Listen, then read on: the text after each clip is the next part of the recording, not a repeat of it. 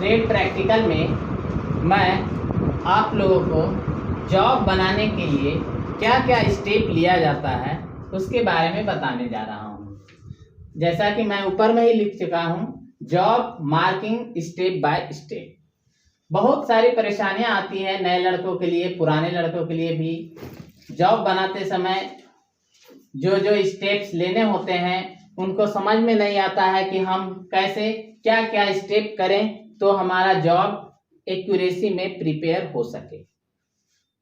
तो देखिए, एग्जाम्पल के तौर पे एक जॉब को मैं यहाँ दिखा रहा हूँ। इस जॉब को बनाना है। अब इसको हम कैसे बनाएंगे स्टेप बाय स्टेप आपको बताते हैं। सबसे पहले ये देखिए हमारा रॉ मटेरियल, ये एक प्लेट से काटा हुआ है इस तरह का। ये एक प्लेट काट करके हम ले आए। अब है कि काटने के लिए क्या यूज करेंगे ये ध्यान रखना है। हमारा जो जॉब आता है वो MSF प्लेट रहता है। MSF प्लेट आता है। कभी कभी जो है सीट से भी इसको काट करके निकालना पड़ता है, लेकिन जनरली अभी जो है MSF प्लेट आ रहा है। MSF प्लेट का फुल फॉर्म होता है माइल्ड स्टील फ्लैट प्लेट। तो इस प्लेट पे ही जो ITI के ट्रेनिंग हैं उनका जॉब उनसे ही बनवाया जाता है। तो सबसे पहले जब हम इसको कटिंग करने जाएंगे तो क्या क्या चाहिए ये आपको ध्यान में रखना होगा। तो इस प्लेट को काटने के लिए हमको सबसे पहले हैक्सॉ फ्रेम विद ब्लेड चाहिए। नापने के लिए, मेजरिंग के लिए स्टील रूल चाहिए और काटते समय कूलेंट भी ले लेंगे। और मार्किंग के लिए हम जो है स्क्राइबर लेंगे। हम इस प्लेट को जो है बेंच वाइस में सबसे पहले क्लैंप करते हैं। क्लैंप करने के बाद हम स्टील रूल से जितना भी डायमेंशन दिया हुआ है उस मेजरिंग को माप करके स्क्राइबर से निशान लगा लेते हैं। उसके बाद हैक्सॉ फ्रेम विद ब्लेड की मदद से कटिंग करते हैं और उस पर कूलेंट धीरे धीरे एक दूसरे लड़के की मदद लेते हैं जो कटिंग करते समय धीरे धीरे वो उस पर कूलेंट गिराता है। कूलेंट गिराने से फायदा ये होता है कि हमारा ब्लेड जो है जल्दी घिसता नहीं है, क्योंकि हीट होगा। जैसे ही ब्लेड जो है हॉट गर्म हो जाएगा तो उसका तीत घिसने लगता है। इसके लिए क्या करते हैं कि उसके ऊपर जब हम कूलेंट पानी गिराते हैं तो ब्लेड हमारा हार्ड एंड टेम्पर होता रहता है। और एक दूसरा फायदा ये भी है कि कटिंग जो होता है तो मेटल के जो बारीक पार्टिकल्स कण होते हैं वो कण जो है पानी के बहाव से बहता रहता है और कटिंग हमारा स्मूथली होता है। इसलिए कटिंग करते समय आपको हमेशा ध्यान रखना है कि जब भी कटिंग करें तो आपको कूलेंट का उपयोग करें। अब आगे बढ़ते हैं। जब मैं इस प्लेट को काट लिया तब बारी आती है कि इसको किस तरह से हम बनाएंगे स्क्वायर में। इसके लिए हम लेते हैं सबसे पहले जो है कुछ फाइल्स, जैसे bastard file, smooth file, try square. यहाँ दो फाइल का ही यूज अभी करेंगे, बास्टर्ड फाइल और स्मूथ फाइल का और ट्राई स्क्वायर का। ट्राई स्क्वायर का क्या काम है? ट्राई स्क्वायर का काम है आपको इसका जो है एंगल, इसका एंगल जो है राइट एंगल चेक करेंगे कि हमारा जो है राइट एंगल में है कि। अब जो है जब हम इस प्लेट को काट लिए तो प्लेट को काटने के बाद देखते हैं कि इसका एक एज जो कंपनी के द्वारा बनाया था, मान लीजिए कि अगर हम इधर से कटिंग किए तो कटिंग वाला जो भाग होगा, हमारा जो कटिंग होगा इस तरह से होगा, वो इस तरह से नहीं होगा। लेकिन कंपनी के द्वारा जो बना हुआ रहता है वो इस तरह से आता है। तब हम क्या करते हैं कि इसका एक एज, कोई भी एज को जो है ट्राई स्क्वायर की मदद से हल्का हल्का आपको ट्राई स्क्वायर की मदद से जो है हल्का हल्का स्मूथ फाइल से ड्रॉ फाइलिंग करके इसको मिलाते हैं और ट्राई स्क्वायर से चेक करते जाते हैं कि ये जो है राइट एंगल में बना कि नहीं। जब हमारा ये राइट एंगल में बन जाता है तो इस जो है एज को हम मास्टर एज मानते हैं। इस मास्टर एज की सहायता से हम दूसरे एज को इसको कंप्लीट करते हैं, फिर इस एज की मदद से हम इसको कंप्लीट करते हैं, बाकी जो हमारा एक एक्स्ट्रा मटेरियल बचता है उसको हम बास्केट फाइल से, मान लीजिए कि 2-3 mm हमारा ज्यादा है तो 2-3 mm जो है घिसने में टाइम लगेगा, मान लीजिए 5 mm ज्यादा है तो 5 mm घिसने में हमें ज्यादा समय लगेगा, इसलिए हम क्या करते हैं कि 5 mm अगर ज्यादा है तो हम 3 mm काट देते हैं, 3 mm काट देंगे, उसके बाद तो क्या होगा कि हमको आसानी होगी घिसने में। बाकी का बचा 2 mm को हम हल्का बास्केट फाइल से फाइलिंग करते हुए और स्मूथ फाइल का भी प्रयोग करते हैं इसको फिनिश करने के लिए। तो इस तरह से हमारा जो जॉब है वो राइट एंगल में बन जाता है। अब हम इस पर मार्किंग करते हैं। कल हमने मार्किंग बताया था कि मार्किंग हम कैसे करेंगे। तो देखिए ये जो जॉब हमारा आया ये क्या हुआ, ये इरेगुलर शेप का नहीं हुआ, ये रेगुलर शेप का हुआ, मतलब टेढ़ा मेढ़ा जॉब नहीं है। जब टेढ़ा मेढ़ा जॉब नहीं है तो इस पर कौन सी विधि अपनाएंगे मार्किंग के लिए, तो कल हम बताए थे 2-3 विधि आपको बताए थे मार्किंग करने के लिए, है ना, जिसमें बताया गया था कि अगर मान लीजिए टेढ़ा मेढ़ा जॉब है तो उसके लिए क्या विधि अपनाएंगे, और अगर मान लीजिए कि इस तरह का रेगुलर शेप का है तो उसके लिए क्या जो है अपनाएंगे। उसके बाद जो है मास प्रोडक्शन के लिए टेम्पलेट के बारे में बताए थे। तो यहाँ दिखाई दे रहा है आपको कि इसके लिए हम जो है जो दूसरी विधि बताए थे उस विधि को अप्लाई करेंगे। उसमें हमारा डेटम लाइन जो है, दूसरी विधि जो था डेटम लाइन, तो डेटम लाइन के सहारा से इसका हम मार्किंग करेंगे। तो देखेंगे कि हमारा एक केस सही है, इस पे हम जेनी कैलिपर, जिसे ऑडले कैलिपर के नाम से भी जानते हैं, उसका तीसरा नाम हर्माफ्रोडाइट कैलिपर भी है, उस कैलिपर की मदद से हम इसको जो है मार्किंग करेंगे। उसका जो मुड़ा हुआ लेग होता है उसको यहाँ से हटाएंगे और जो मेजरमेंट, मान लीजिए कि यहाँ से यहाँ 20 दिया हुआ है तो मुड़ा हुआ लेग ऐसे सटाएंगे और इस तरह से हम इसको खींचेंगे 20 माप करके, तो हमारा इस तरह का लाइन खींचा जाएगा। फिर इधर से इधर देखिए, यहाँ जब 20 दिया हुआ है, टोटल हमारा मेजरमेंट मान लीजिए 100 का है तो यहाँ 20 निकल गया। अब इधर आगे का लेंगे तो आगे का लेंगे तो यहाँ देखिए 20 और 20 40 और 10 50 और 20 कितना हो गया 70, बाकी का बच गया ये 30, क्योंकि ये 100 है, 100 में से 70 गया 30। तो अब क्या करेंगे, 20 तो यहाँ ले लिए, 20 में फिर 30 जोड़ेंगे तो 50, 50 का एक तो फिर हम यहाँ पे ये सही जेनी कैलिपर का ऑर्डर जो है मुड़ा हुआ सिरा यहाँ रखेंगे और यहाँ 50 का हम मार्किंग करेंगे, तो ये लाइन हमारा खींचा जाएगा। उसके बाद जो है फिर हम इधर से लेंगे 30, जब यहाँ ले लिए तो ये 10 है तो फिर 40 लेके लाइन खींचेंगे, उसके बाद फिर 20 जोड़ेंगे, तो इस तरह से हमारा 40 20 60 हो जाएगा। उसके बाद जो है फिर जो है इधर 20 जोड़ करके तब 80 तब 100 हम लाइन खींचते जाएंगे। तो ये हमारा पैरेलल लाइन है। अब इधर से लाइन खींचना होगा तो इधर का जो मेजरमेंट दिया हुआ मान लीजिए कि यहाँ से यहाँ 20 है तो 20 का माप लेकर के हम ये खींचेंगे। ये यहाँ से यहाँ का जो है, यहाँ से यहाँ आपका जो है 20 हो गया और यहाँ से यहाँ आपको 30 हो गया।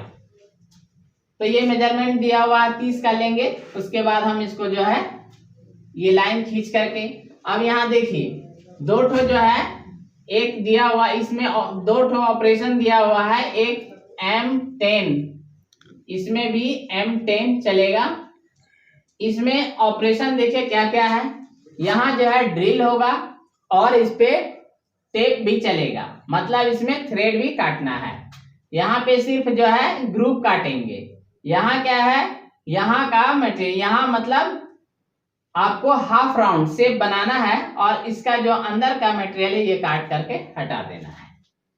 तो अब इसको करने के लिए देखिए क्या करेंगे, जब हमने मार्किंग कर लिया, मेरा मार्किंग का काम जब खत्म हो गया तब हम इस पर पंचिंग करेंगे। पंचिंग के लिए हम लोग डॉट पंच और जो है सेंटर पंच, क्योंकि यहाँ ड्रिल करना है, ड्रिल करने के लिए जहां भी ड्रिल करना हो वहां पे हम सेंटर पंच का उपयोग करेंगे, क्योंकि सेंटर पंच का जो एंगल होता है वो 90 डिग्री होता है और डॉट पंच का जो एंगल होता है वो आपको 60 डिग्री होता है। तो वो हम इसका उपयोग करेंगे। जहां पे हमको ड्रिल होल बनानी हो वहां पे हम सेंटर पंच का उपयोग करेंगे और बाकी का जो है मार्किंग करने के लिए हम डॉट पंच का उपयोग करेंगे। अब हमारा हैमर की सहायता से धीरे धीरे मार्किंग करके पंचिंग का काम हम खत्म कर लेंगे।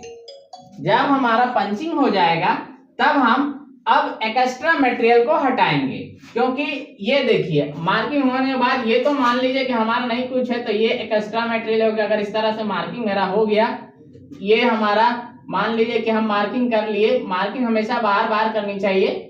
ये हमारा मान लीजिए कि मार्किंग कर लिए, तो बाकी का अंदर का मटेरियल हमको निकालना पड़ेगा। जो भी एक एक्स्ट्रा है ये हमको निकाल देना पड़ेगा। तो अब ये देखिए यहाँ भी ये मान लीजिए आपको ये सीधा ऐसे आएगा, ये ऐसे में रहेगा। हमारा जॉब तो इस तरह का है ना, ये हमारा देखिए ये सीधा इस तरह से इसमें जुड़ेगा। ये मेरा देखिए इतना जो आपको डॉटेड डॉटेड स्पॉट जो आपको दिखाया जा रहा है, ये जो स्पॉट है ये आपका एक्स्ट्रा मटेरियल है। इस मटेरियल को फिर हम हटाएंगे कैसे? तो फिर वही पुनः प्रक्रिया अपनाएंगे। फिर हैक्सॉ फ्रेम विद ब्लेड की मदद से और कूलेंट गिराते हुए इसको कटिंग करेंगे। अब कटिंग करने की भी विधि है। अगर आपको काटने नहीं आ रहा है तो वो परेशानी होगी काटने का भी। क्या करेंगे? इसको उलट के, मान लिया इसको हटाना है, ये इस भाग को हटाना है, तो हम कैसे कटिंग करेंगे? तो क्या करेंगे कि बेंच वाइस में इसको ये भाग जो है ऊपर करके बांधेंगे। ऊपर करके बांधने के बाद हम क्या करेंगे कि तिरछा करके ये सीधा कटिंग पहले करेंगे। ऐसे सीधा कटिंग करने के बाद उसके बाद तब हम इधर से इसको कटिंग करके ऐसे ले जाएंगे और यहाँ तक लाएंगे। तब ये हमारा मटेरियल जो है ये निकल जाएगा, अलग हो जाएगा। अब इसको कटिंग करना है। देखिए सबसे परेशानी होती है इसको कटिंग करने, क्योंकि ये हाफ राउंड शेप में है। हाफ राउंड शेप में कटिंग करने के लिए क्या करेंगे? तो सबसे पहले ऐसे सीधा हम कटिंग ले जाएंगे। ले जाने के बाद अब आधा आधा करके इसको हम काटेंगे, पूरा हम इसको नहीं काट सकते हैं। फिर हम ऐसे टेपर ऐसे तिरछा करके हम हैक्सॉ से चलाएंगे ऐसे, तो ये हमारा इधर का भाग कट के निकल जाएगा। बाकी बचा भाग ये, इसको क्या करेंगे? फिर यही प्रक्रिया इसमें भी करेंगे। सीधा ऐसे ले जाएंगे और फिर यहाँ से तिरछा हैक्सॉ को चला करके ये पार्ट को भी निकाल देंगे। हमारा दो पार्ट जो है इसका बाहर हो गया। अब बच गया अंदर का पार्ट। अंदर का पार्ट भी फिर वही करेंगे। फिर इसको तिरछा करके बांधेंगे और हैक्सॉ से जो है ऐसे करके ये काटेंगे, ऐसे ये काटेंगे, तो ये पार्ट हमारा निकल जाएगा। अब जो थोड़ा सा भाग बचा इसको हम बस हाफ राउंड फाइल से धीरे धीरे फाइलिंग करके निकाल देंगे। अब देखिए ये भाग बचा, इसको हम कैसे कटिंग करेंगे? तो इसको देखिए टेपर, इसको थोड़ा आपको तिरछा कटिंग करना पड़ेगा। टेपर बांध करके ऐसे धीरे धीरे धीरे ऐसे करके ये आपको एक्स्ट्रा मटेरियल निकाल देना पड़ेगा। इसी तरह यहाँ पर भी निकाल देना पड़ेगा और ये भी बात निकल जाएगा। तो ये था आपका। अब बच गया ये, इसको निकालने के लिए ये इसमें जैसे हम हाफ राउंड में शेप में किए हैं उसी तरह इसको भी ये ग्रुप काटने के लिए भी आपको वही प्रक्रिया अपनानी होगी। मेटल को आप सीधा इस तरह से बांधिए, सीधा ऐसे कटिंग कीजिए। पहले सीधा कटिंग, फिर मेटल को तिरछा करके आपको बांधना होगा और इसका जो सेंटर है, सेंटर से आप ऐसे लेते आइए तिरछा काटिंग करते हुए, तो ये आपका पार्ट पहले निकलेगा। फिर बच गया इधर का पार्ट, इसको क्या करना है? फिर सीधा आपको ऐसे कटिंग करना है, मेटल को तिरछा बांध करके फिर आपको जो है ऐसे हैक्सॉ से कटिंग करके ये पार्ट को निकाल देना है। तो ये दो पार्ट हमारा निकल गया। अब बच गया बीच का ये वाला भाग, इसको हम हल्का जो है स्क्वायर फाइल से हल्का हल्का फाइलिंग करके, या तो फिर आप जो है छोटा वाला फाइल है आपको स्मूथ फाइल से भी फाइलिंग करके निकाल सकते हैं। तो ये हमारा जो है एक्स्ट्रा मटेरियल निकल गया। अब बच बात आ गई फिनिशिंग का, तो हम हल्का हल्का फाइलिंग करके फिनिशिंग कर देंगे। अब बात आई ड्रिल का, तो देखिए यहाँ M10 का चलेगा, मतलब M10 लिखा हुआ है, मतलब टेप 10 mm का चलेगा। तो हम ड्रिल करेंगे, तो ड्रिल जो है कितने का करेंगे? ड्रिल हम इसमें 9.5 mm का करेंगे या फिर 9 mm का करेंगे। 1 mm जो है रख देंगे ताकि उस पर टेप चलेगा, तब हमारा ये फिनिशिंग साइज M10 बनेगा। इसमें भी वही प्रक्रिया हम अपनाएंगे। अब इतनी प्रक्रिया को करने के बाद तब जाकर के ये हमारा जॉब फिनिश होता है। और फिनिश होने के बाद हम ये देखते हैं इसका जो स्पॉट है इसको चमकाना पड़ता है। चमकाने के लिए क्या करना होगा कि आपको फिनिश जॉब को बेंच वाइस में क्लैंप करते समय ये ध्यान रखना होगा कि आप कॉटन लगा करके जो है इसको क्लैंप करें, नहीं तो क्या होगा कि बेंच वाइस का जो है उसका निशान इसमें आ जाएगा और आपका जो जॉब है वो भद्दा दिखेगा। तो उससे बचने के लिए हम जो है कॉटन का उपयोग करते हैं। अगर आप ऐसा नहीं करते हैं तो मार्किंग करते समय जो है जॉब की जब आपकी मार्किंग होगी उस समय आपका मार्क्स जो है काट लिया जाएगा। तो इस तरह से करके ये सारी प्रक्रिया को अपनाते हुए हम इस जॉब को कंप्लीट करते हैं। अब है कुछ सावधानियां आपको इसमें बरतनी होगी। वो सावधानियां क्या है, जैसे कि कटिंग करते समय आपको हमेशा कूलेंट का उपयोग करना होगा। दूसरा ये है कि जब काम खत्म हो गया तो जो भी टूल्स है, मेजरिंग टूल्स और आपका कटिंग टूल्स, दोनों को क्लीन करके अलग अलग रखनी चाहिए।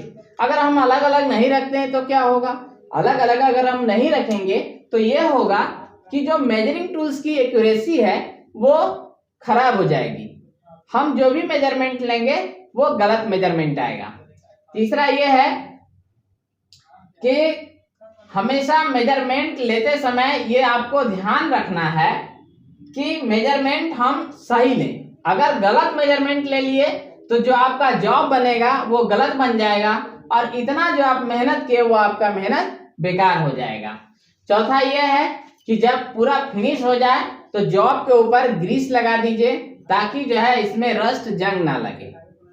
तो ये थे, आपको ये सब प्रक्रिया अपनानी पड़ेगी इस जॉब को बनाने के लिए। तो ये था आपका job marking step by step, आज मैंने बता दिया। नेक्स्ट क्लास में दूसरे जॉब को लेकर आऊंगा और उसमें भिन्न डिफरेंट जो है स्टेप होंगे जो मैं आपको बताऊंगा। धन्यवाद।